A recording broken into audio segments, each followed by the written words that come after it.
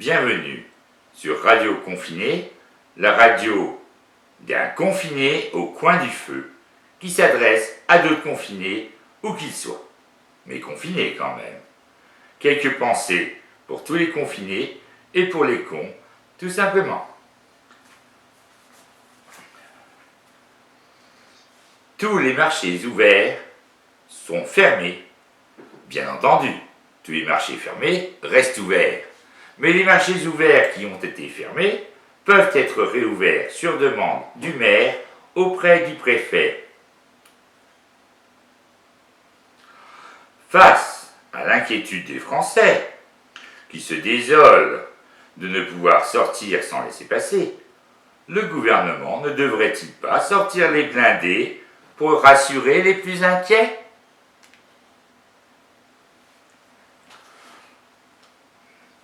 Le gouvernement a demandé de garder son calme. Vous êtes calme ? Pour que personne ne s'inquiète, Macron a dit « Nous sommes en guerre !» sur le ton d'un film catastrophe. Édouard Philippe, qui lui aussi a une grande culture cinématographique, a ajouté « Force avec vous !» Le ministre de l'Intérieur a sommé Forrest Gump d'arrêter de courir.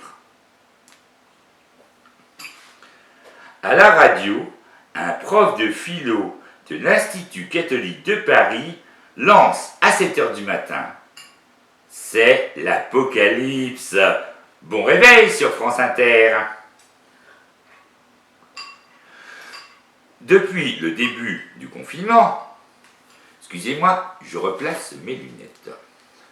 Depuis le début du confinement, 2350 personnes se sont étouffées en mangeant des pâtes. L'emballage ne précisant pas de ne pas manger 3 kilos de paquets. Excusez-moi, l'emballage ne précisant pas de ne pas manger 3 kilos par jour. Parlant de pâtes, Jacqueline n'a plus d'allergie au gluten. Plus peur des compteurs Linky, ni du réchauffement climatique. Être ou ne pas être? La question se pose surtout quand on est vivant. Les dons pour l'association de défense des pangolins se sont effondrés soudainement sans que personne n'en explique la raison. Tondre ou ne pas tondre, telle est la question du jardinier.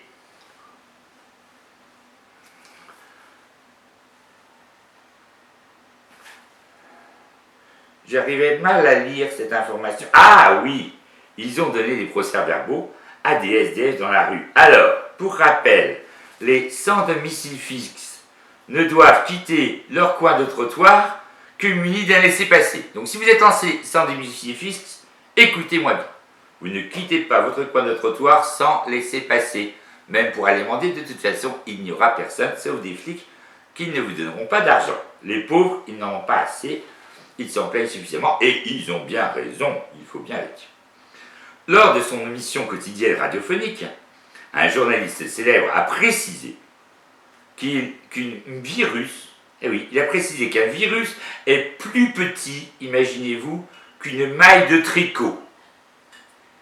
C'était sur RMC, pour si vous connaissez cette chaîne de télévision que je vous déconseille. Plusieurs associations de couturiers fabriquent cependant un masque en laine disponible pour tous les aides-soignants et lavable à 30 degrés en machine.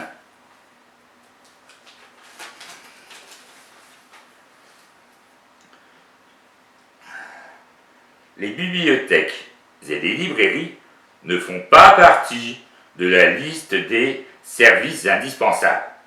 Mais Canal+ est gratuit pour 2 mois.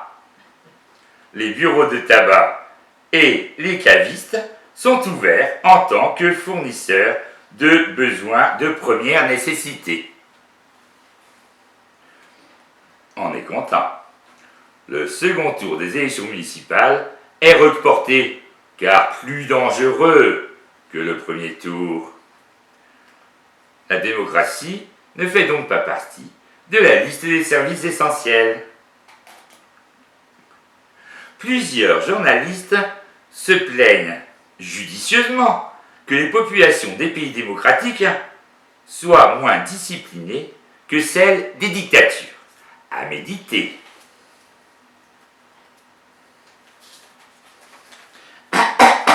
Excusez-moi, je tousse.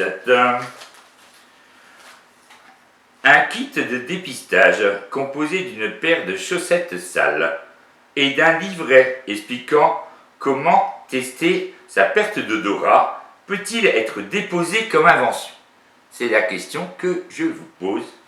Si vous avez la réponse, excusez-moi, mes lunettes. Excusez-moi, mon masque. Et excusez-moi, le con qui me tient. Voilà. Une association intitulée Hydroalcoolique Anonyme est en cours de constitution. Au passage, ne buvez pas le gel hydroalcoolique. Buvez de l'eau plate. Ça ne protège pas du coronavirus, mais le gel hydroalcoolique, ça vous rend alcoolique. En tout cas, quand vous buvez, sur les mains, sûrement pas, sauf si vous vous léchez les mains, donc ne vous léchez pas les mains non plus. Autre information, Martine et Jean-Jacques sont très soulagés après avoir fait la queue des heures devant un hôpital du sud de la France, au milieu d'une foule compacte et d'un froid un petit peu frisqué à 6h du matin. Leurs résultats sont tombés à 20h ce soir. Ils sont positifs, ils sont contents, ils sont cons aussi, mais ça, ils n'étaient pas conscients d'avoir passé ce test-là aussi. Depuis, Martine et Jean-Jacques sont donc soignés contre le paludisme.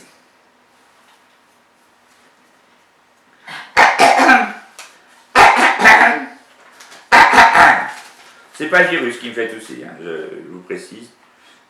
C'est ce qu'on entend. L'alcoolisme, l'obésité, le tabagisme, le cancer, le sida, le choléra, la peste, les maladies cardiovasculaires.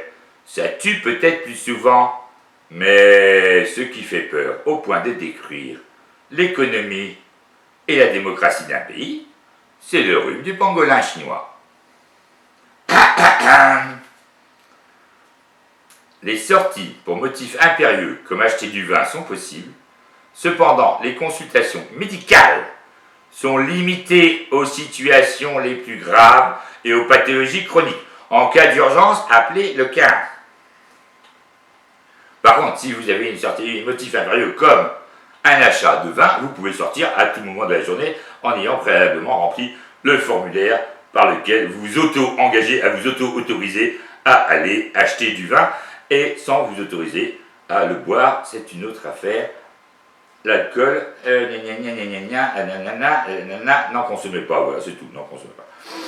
L'épidémie m'était supportable, c'est à titre personnel, hein, jusqu'à ce que j'entende la chanson recyclée de Jean-Jacques Goldman.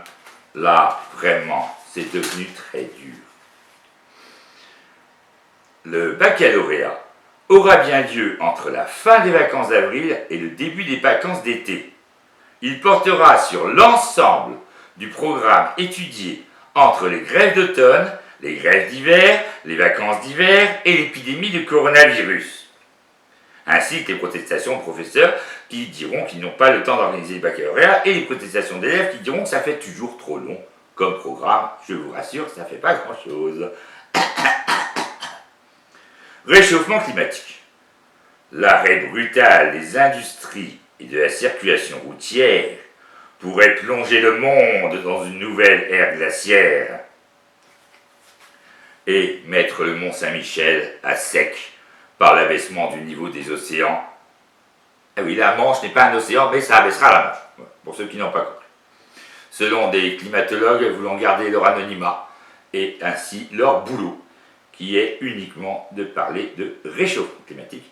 En ce moment, on les voit un petit peu fermer leur gueule. Mais gros bisous à eux.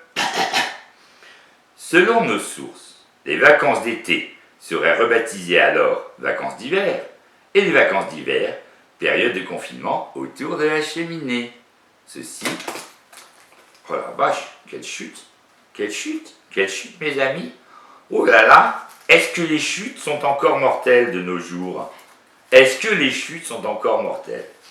Bien sûr que non. Bien sûr que non, car seul le pangolin chinois tue.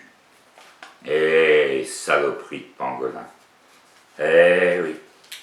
Eh oui. Depuis qu'elle a entendu que c'était une guerre, restez chez vous, vous sauvez des vies, vous êtes des héros. Cindy attend fermement sa légion d'honneur accrochée à son jeu vidéo préféré. Elle a pris 12 kilos depuis le début du conflit. C'est sur ces pensées émues que notre radio préférée s'arrête aujourd'hui. À bientôt.